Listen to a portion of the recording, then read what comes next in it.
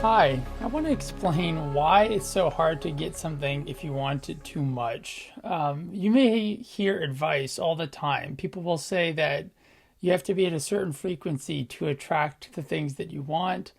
Other people will say that if you are too needy, this will repel the things that you want. And the mix of advice can be very confusing. As a philosopher, one of the things that I found so puzzling is that often when you don't do anything and you have no particular effort, you can attract something. Other times, it's absolutely the case that you have to do a lot. You have to put your energy towards something, and when you do, you get it. And as a result, you get two different sort of worldviews in the sort of framework of coaching and self-help. You get an emphasis on having very clear goals and having very clear plans and being very disciplined in order to get what you want, and that being very effective. And that is very effective. It's extremely effective. You also get an emphasis on letting go of knowing or understanding how you should get something. And in fact, even letting go in general of the idea that you need something and sort of cultivating the frequency that you actually are. Someone that I love on YouTube, Magus, he puts it this way that, you have to become the prayer. It's the only prayer that gets answered is the prayer that you become. And so that's a wisdom that you'll find in many traditions. And I want to break down a little bit, I think, what's going on here in terms of the Tao Te Ching, the idea that you can act without acting, wei wu wei. Part of the pronunciation, those who know Chinese. But this is the central idea of the Tao Te Ching, a text that I really love and has influenced me. And so I want to teach you a meditation technique today to illustrate this idea. And this is the meditation, what I'll teach at the end of the video. And if you want to skip to that, it won't make as much sense, but you can. It'll be like the last 3 minutes of this video. So if you want to just get the outcome of what I'm going to teach, you're going to be part of the same energy dynamics that I'm explaining. So you can try it. But I want to explain to you what it means to act without acting. The Tao says that the sage only acts when they have to. And I've experienced that, but you could say imperfectly or incompletely. And so I want to give you an example of acting without acting. The fact is that most of the time in human life, we don't make a distinction in our minds between when we're using our will or our mind and when we're not. And because we don't make this distinction, we don't notice the difference. So I want you to first think about this. Imagine that you're walking very slowly and you're looking around, maybe not actively turning your head, but you're aware of your environment. How much do you notice if you're walking very slowly? Think about it. Now imagine you walk faster, maybe like a quicker pace, like you're trying to get somewhere and you're a little bit late. Now, how much do you notice? Even if you're wanting to notice things around you, how much do you notice? Less, right? Because you're going faster. Now imagine you start running, like to jog. Now you're jogging pretty quickly. How much do you notice around you? Even if you want to notice, do you notice more or less than you noticed when you were walking slowly?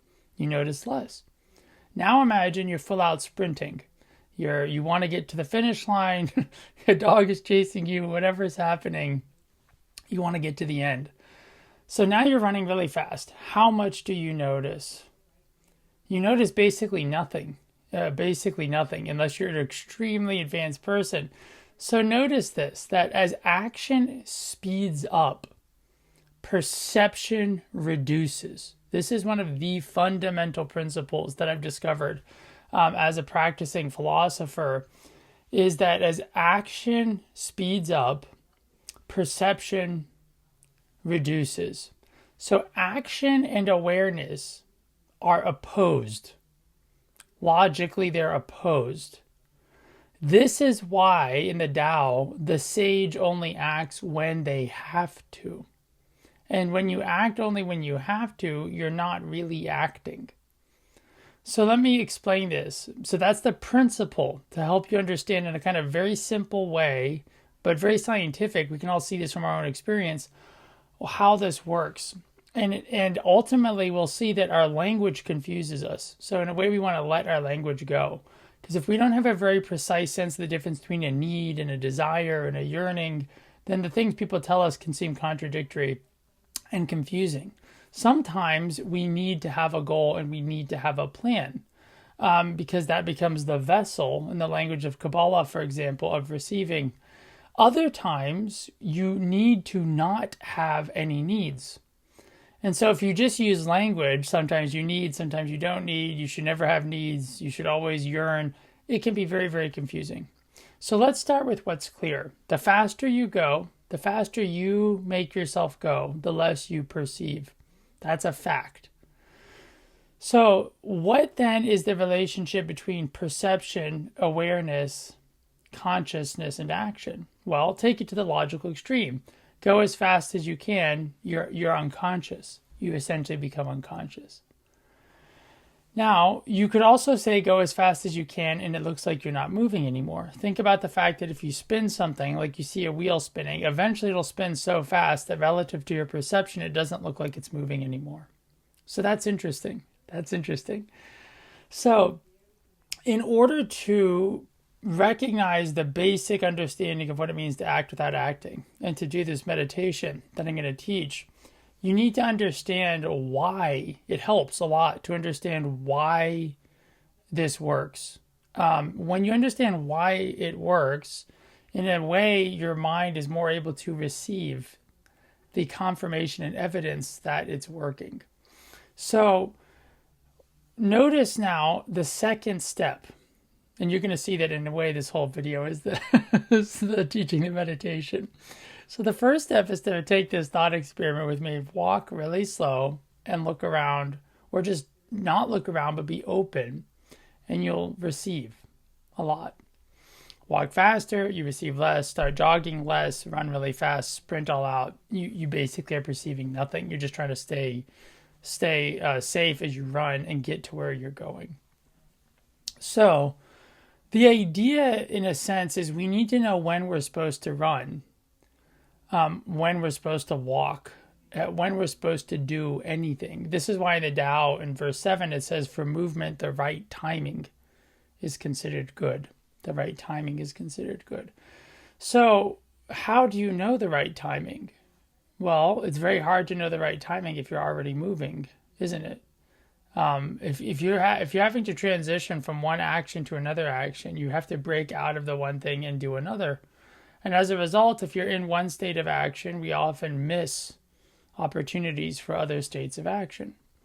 And here's one of the deepest issues. In philosophy, almost no Western philosophers know the meaning of the word action.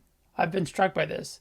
I've written scholarly articles about this topic, and it's led to eventually meditative practice, in which I discovered that the Western world, particularly the modern West, is focused on action. It's focused on making things happen. And it's very good at making things happen. But it turns out there's this pattern that if you make things happen through pushing, through a kind of pushing activity, you can make certain kinds of things happen, but only those kinds of things. Only those kinds of things. And the result of that kind of pushing is you create more and more and more and more rigidity. So, for example, it's possible for an aristocratic class in society to use its power to make more and more money by exploiting the system because they know how it works. They have access to all the positions. They can get their kids all the best jobs. It's a kind of natural thing to do. But that's a kind of pushing. You push yourself to take advantage of assets that you have. You push your children into places that most benefits them, whether they deserve them or not. It's natural human behavior. But it always is the case that when a ruling class does that, when an aristocracy does that, what happens? They create resistance. So exploitation, for example, always creates resistance. Always. There is no way around it. And this is why the Tao says that coercion and violence are not effective ways to get what you want. They say that the person who does that will not have the end that they desire. So you don't want to do that. You don't want to push. And we're in a culture in which you always have to be pushing. And it's not to say that sometimes you don't need to work hard or any of that. But that's not the same thing as acting without acting. That's, you could say, just acting. So what happens if you act without acting? Here's the second step. I want you to just think about this. If you don't do anything from your own standpoint, does anything still happen? Now, often we're led to believe, or people say, if you don't do anything, nothing will happen. Yeah, there's a sense in which that's true. There's also a sense in which that's completely false, right? If you are calm, all kinds of things happen. Your body changes. Your mind changes. Your influence on your environment changes. We like to be around people who are calm. We like to be around people who are happy, right? So if you're calm and you're happy, you attract. And now if you try to attract by being calm and happy, you're instrumentalizing your calm and your happiness. So it's a real mind game. But the simple fact is, things happen when you don't do anything. Things happen when you don't do anything. And some things only happen when you don't act. So now let's clarify the third stage, which sets us up to do the actual meditation technique. The first stage is we become aware of the law that the faster and the more we act, the less we perceive, which means action and awareness are negatively correlated. More action, less awareness. More awareness, less action. So in a sense, that is the first step, and it points out to us a very basic fact, which is if we want more consciousness, in some deep way, we do need to reduce our actions. We need to somehow act less if we want to be aware more. If you don't want to be aware, guess what the best way to deal with awareness is? A kind of action or activity. A lot of people are busy and productive because they're afraid of being aware. Okay? Second step is to realize when we don't act, it's not the case that nothing happens, right? When we sleep, all kinds of things happen. Sleep is incredibly good for healing, for example. Deep sleep, when we aren't consciously doing anything, has all kinds of healing effects on us. There's a beautiful verse in the Bible from the Psalms of David, this poetry, where David says about God that God does more for us when we sleep than we can do in all of our anxious toil and activity. So the third step then is to actually practice not acting and watch what happens. So this then is the actual meditation technique. And here's what you can do. You can to try this. And I can give you some guidance on what will happen.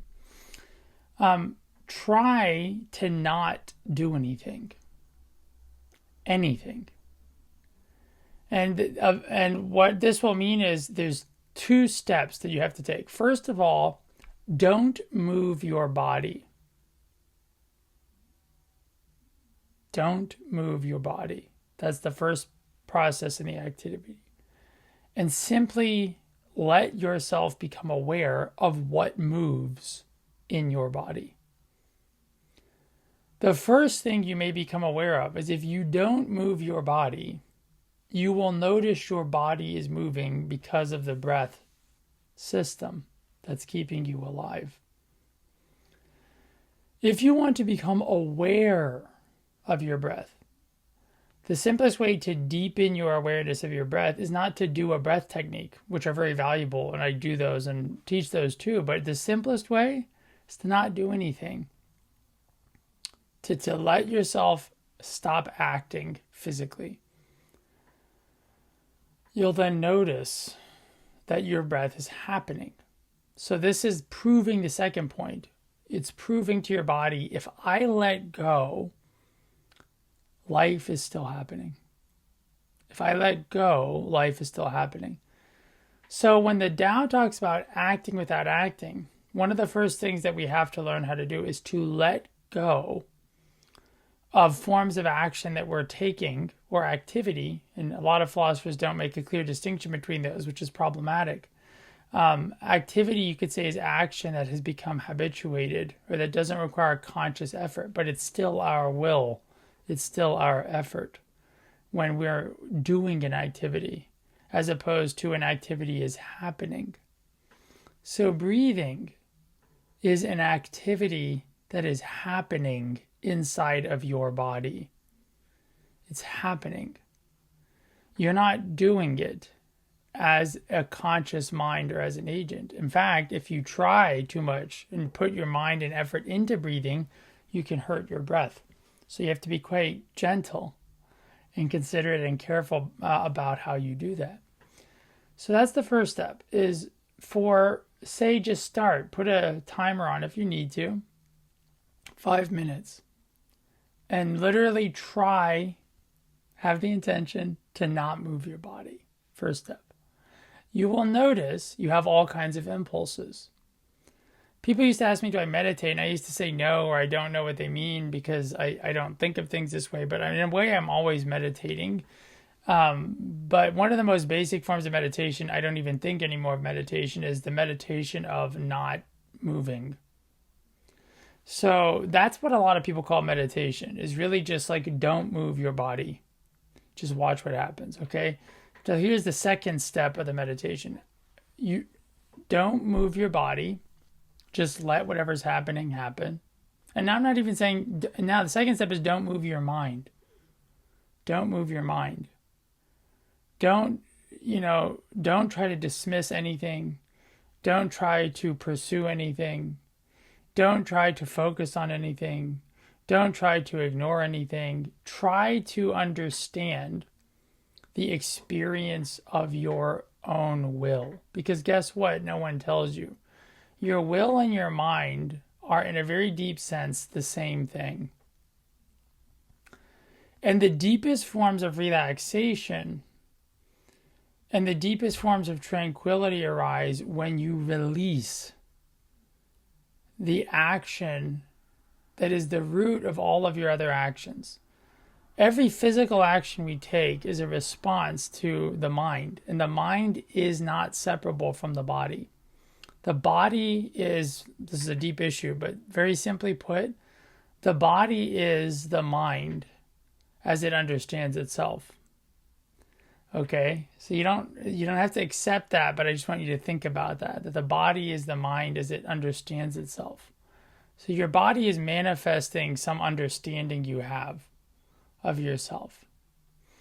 And if your understanding of yourself is full of tension and full of friction, then your body and the energy that your body gives off will be full of tension and full of friction, right? If you're hurt, you eventually become angry because pain causes tension in the body. I was very sick for a long time, and it had to do with, I realized, childhood issues and trauma, but that it also had to do, it led to a lot of anger that I've had to learn how to heal and deal with. And anger lives in your body, particularly in your shoulders. It affects your lungs. It affects your internal organs. And if you're in a culture where you're not allowed to be angry or something, it makes it even worse. I'm not supposed to be this way, but I am, so I can't be. And instead, what I found really helpful, and I wish I had learned earlier, is it's okay. You are not angry, but you have anger that's being released from your body. If you let that out by acting, it causes more pain, which leads to more suffering, more anger.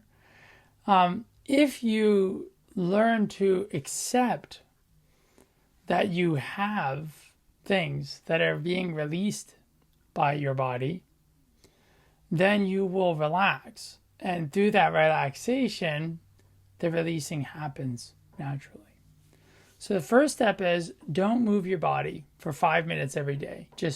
And then notice what happens. You will find all kinds of things happen. You will generally find it's difficult or there's a lot of tension. Now the next step is, and you can combine them, don't move your mind.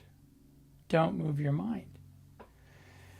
Now, when you practice not moving your body, you will become aware of your mind as the source of your body's motion. And you will also become aware that your body is full of motion that you don't directly initiate. When you then become aware of your mind and you practice not moving that either, not doing anything that would count as an action, even inside of your thoughts, then that's a deeper level of the meditation.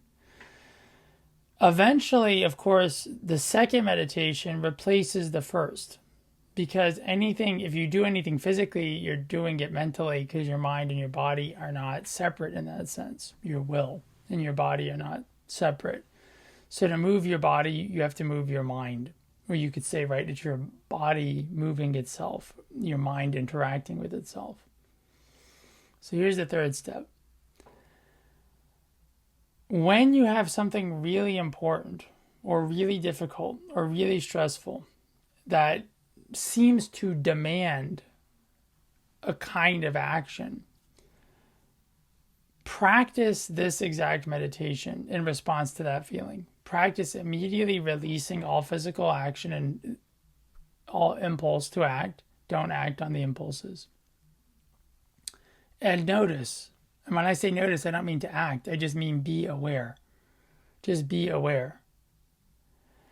And this is the most basic form of learning to act without action. The more you cultivate this condition in yourself, you become aware of when it is that you have to act, and then it's easy. You just act, and you know what to do. But if we stress ourselves out, which is the natural tendency when we have pressure, then you don't know how to do it. So to practice the meditation of acting without acting, first, stop acting physically. Second, stop acting mentally.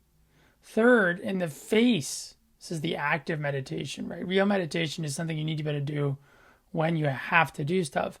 When you feel gripped by a demand or by stress, no matter what you need to do physically, perhaps even in the moment, immediately practice releasing the impulse to act. And what you will find is more and more you will have things happen through you and to you that you aren't doing. And so a transition will take place between acting and having things happen. And that is a very mystical place, you could say, but it's a very real place. It's a place that we can cultivate through the mind, but we have to cultivate it through becoming aware. So if you focus on acting without acting, what you're going to focus on is cultivating states of deeper and deeper awareness. And the more aware you are, the more you know the right time to do things, the right things that you need to do, the skills that you may need to form. And it creates an extremely different experience of life. So that's ultimately what is the source of these two different streams of advice, that you need to sometimes act with very clear intentions, very clear plans. And in some sense, you also need to not worry about acting, not worry about grasping, not worry about doing anything, but actually just trust. And the paradox, and the reason they have two different, often independent streams of teachers, is the paradox is, in fact, these go together, is that the action and the planning that's most effective manifests this state of calm awareness instead of stress. And so if you want to make something happen, let go of action. If you want your actions to be effective, don't worry about making things happen. If you want to become aware, stop doing stuff. If you want to reduce your awareness, keep doing things. But you can't continue to act and deepen your state of awareness. At some point in your life, you have to decide, do I want to be more aware or less aware? And if you want to be more aware, this is the first step. Practice the meditation of acting without acting. This is something that I use in my own life. I use with my clients, philosophy students. I teach philosophy intellectually, academically, as a tradition, of course, like in the academy. But I also teach it as a way of life, of which the academic part is simply one component, and the meditation and the spiritual practices are really the essential structure of it. And these intellectual practices and meditation practice to me are just two sides of the same coin of practicing philosophy. So if you find this helpful, I'm so glad. Please do like and share the video if you'd like to. Subscribe to the channel, join the Becoming Human Project. You can get a lot of access to courses that I've made and other things. I hope you'll practice this and that it'll lead to greater awareness for you today. My blessings to you. I'm Samuel Loncar, and this is the Becoming Human Project. Thanks for being human.